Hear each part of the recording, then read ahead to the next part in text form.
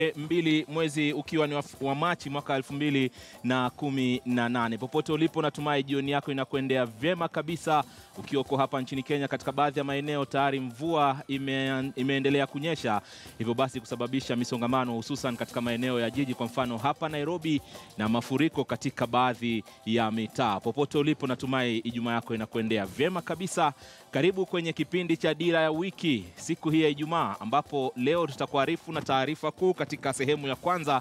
Sehemu ya pili ambayo itaanza mwendo wa saa 12 na dakika 20 hivi, tutakuwa tunajadili masuala ya siasa ibuka ambayo imeibuka katika wiki hii. Leo tutazungumzia masuala ya katiba na vile vile baadhi ya Wakenya ambao wanahisi katiba inatakana ifanyiwe mabadiliko kwa sababu fulani. Tutazungumzia hayo tukiwa na wageni wangu ambao tayari wamewasili hapa studio ili kuweza kutuarifu na kile kitakachokuwa kitajiri kuhusiana na azimio hili na mabadiliko ya katiba kupitia sababu mbalimbali. Tayari unaona hapo tayari wameanza kuzungumza, ama gumzo linaanza miongoni mwao. Tofauti kubwa imetokea, lakini tutaingia hapo baadaye. Mtazamaji, moja kwa moja tuanze na vidokezo.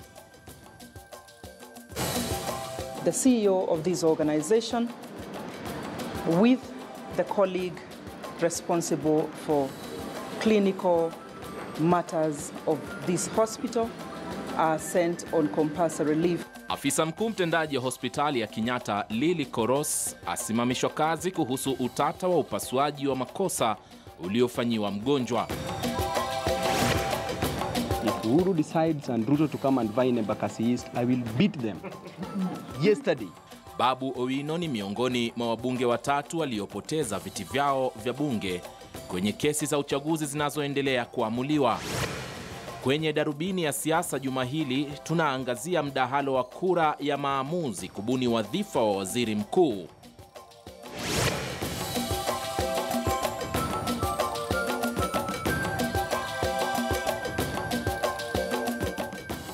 Mtazamaji, karibu kwa taarifa kamili. Jina langu ni Ali Manzu. Afisa mkuu mtendaji wa hospitali kuu ya Kenyatta Lily Koros amesimamishwa kazi kwa muda usiojulikana kufuatia kisa cha mgonjwa kufanyiwa upasuaji wa ubongo kimakosa. Waziri wa afya Cecily Kariuki amempa likizo ya lazima Koros pamoja na mkurugenzi wa huduma za matibabu Bernard Githae. Ni tukio ambalo limeibua hisia miongoni mwa Wakenya, huku baadhi wakitaka mabadiliko kwenye hospitali hiyo ambayo imejipata pabaya katika siku za hivi karibuni. To take this very early opportunity to apologize to the patients. I also want to take this opportunity to apologize to the families and the friends of these two patients, particularly the one who went through the operation, and regret that we will have to move in and put systems so that we don't have to see a repeat of this going forward. I have directed the board accordingly to put in, using an external third-party audit firm, a quick investigation to audit the systems in respect of patient safety, also following what we had of a matter which involved a child 2 weeks ago. I will be expecting the board comes into a consultation tomorrow, the entire board, tomorrow morning, and advise me on the timelines that they'll be taking to report back to the ministry. In any case, we've agreed the investigation should be done on an emergency basis, and I will be expecting preliminary findings from the board chairman and his board before the end of the coming week. Further, I have directed the board through the chair that the CEO of this organization with the colleague responsible for clinical matters of this hospital are sent on compulsory leave forthwith, and in their place 2 experts will be taken over to run this institution for the period the investigations will be done, and a decision will be reached following the investigations. I therefore wish to pronounce myself on this matter by appointing in acting capacity Dr. Mutie and Dr. Ongech, both competent professionals who understand the systems in this hospital, to take over and support the board to complete the investigations which I have directed be conducted immediately. Baadhi ya viongozi kutoka kaskazini mashariki ya Kenya sasa wanaitaka serikali kuimarisha usalama katika maeneo hayo, haswa kufuatia tukio la hivi punde ambapo maafisa 5 wa polisi wameuawa na wengine 3 wakipata majeraha kufuatia shambulizi katika sehemu ya Fino, kaunti ya Mandera. Mbunge wa Lafe Abdi Mude na Omar Maalim kutoka Mandera ya Mashariki wameongoza viongozi katika eneo hilo kushinikiza mikakati ya usalama katika sehemu hiyo. Shambulizi hili la punde limetokea usiku wa kuamkia hii leo na mitambo ya mawasiliano vile kuharibiwa. We condemn this kind of attack which these coward terrorists are doing. We would wish the government and especially the military that are present in Lafe and the Mombasa division to increase their border patrol, especially the night time, so that this kind of attacks can be reduced. This kind of attacks has been happening in northern Kenya for the past decade.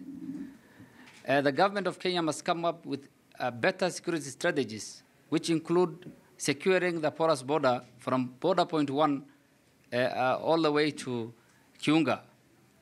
The Kenya military has a lot of presence in the area, and I therefore will ask the Kenya government to make use of the officers, the military officers in the camps to do better patrols. It's also, I will also ask the Kenya government to come up with compact, security teams that can patrol the porous border 24 hours. Mtazamaji, kesi mbalimbali za uchaguzi zimeendelea kuamuliwa katika mahakama kuu humu nchini, huku wabunge 3 wakiwa hivi punde kubanduliwa kwenye nyadhifa zao. Ushindi wa Babu Owino kama mbunge wa Embakasi ya Mashariki ulibatilishwa sawa na Ahmed Kolosh aliyekuwa mbunge wa Wajir ya Magharibi, sawa na kubanduliwa pia kwa Joyce Amankora kwa mwakilishi wa kike katika kaunti ya Turkana. Kwenye kesi ya Babu Owino iliyokuwa imewasilishwa na mpinzani wake kwenye uchaguzi mkuu uliopita Francis Murithi, Jaji Joseph Sergona amesema mwanasiasa huyo alisababisha vurugu kwenye uchaguzi huo, kuwatisha maafisa wa IEBC sawa na kuwapiga wapiga kura.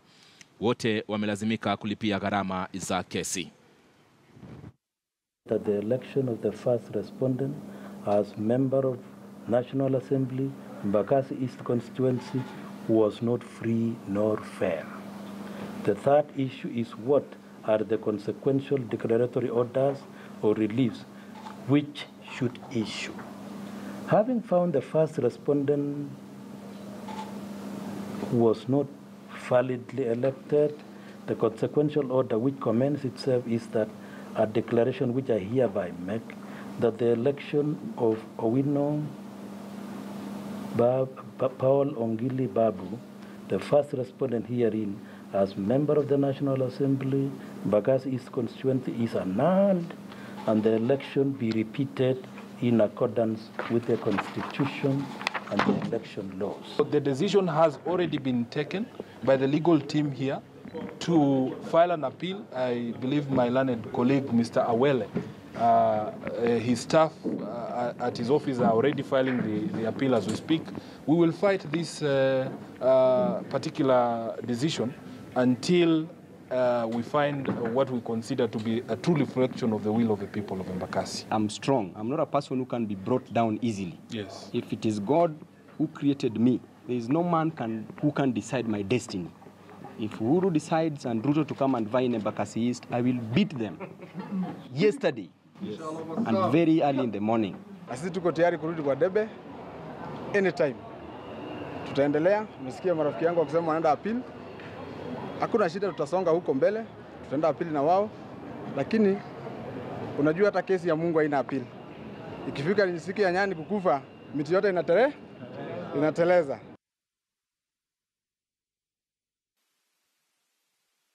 Standard to warrant any of the prayers sought. The petition is therefore dismissed.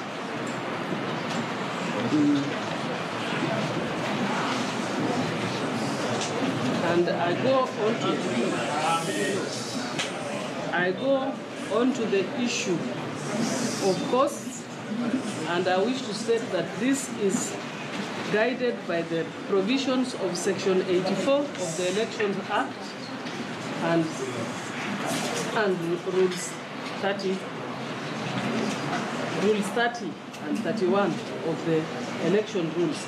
In awarding costs, the court is guided by the principle that was laid down in the Kalembendile case, where it said costs awarded should be fairly adequate to compensate work done, but at the same time should not be exorbitant as to unjustly enrich the parties or cause unwarranted debt on the public purse or injure the body politics by undermining the principle of access to justice estimated in Article 48 of the Constitution.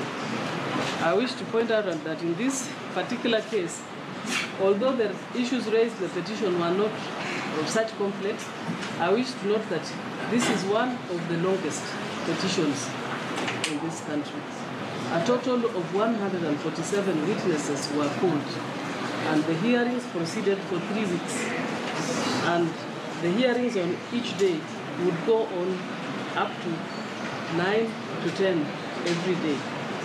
And in fact, on the last day, which was a weekend, the hearing ended at 12:30 a.m. on a Sunday. I have noted also and considered the preparation of pleadings, applications, research and submissions that have gone into this. And I wish to point out that I will cap. Mwenyekiti wa tume ya uchaguzi nchini IEBC Wafula Chebukati amesema tume yake iko tayari kuandaa chaguzi mpya kwenye maeneo bunge ambayo uchaguzi umeendelea kubatilishwa. Chebukati amesema tayari wameweka mkakati wa zoezi hilo kuambatana na maamuzi ya mahakama. Alizungumza katika kaunti ya Uasin Gishu alikokutana na gavana Jackson Mandago. In terms of petitions, of course, petitions in courts check on the excesses or inadequacies of the commission in rendering the election. And it's a test of what we did. Arising out of the elections, the 7 elections last year, 6 in August and 1 in October, 446 petitions were filed, ranging from MCA to party nominations and governor and so forth. So far as of last night, 325 had been determined by the courts, out of which 3 governor petitions were allowed by the courts, 5 members of parliament, 8 MCAs, and 9 party list cases. You know the party list nominations, which is roughly less than 5% of the number of elections which have been determined. As far as we are concerned as a commission, that is an allowable percentage. In any statistics, there's always a margin of error, and it falls within that allowable statistics. As a commission, we are ready to conduct the by-elections in those areas once the processes are over.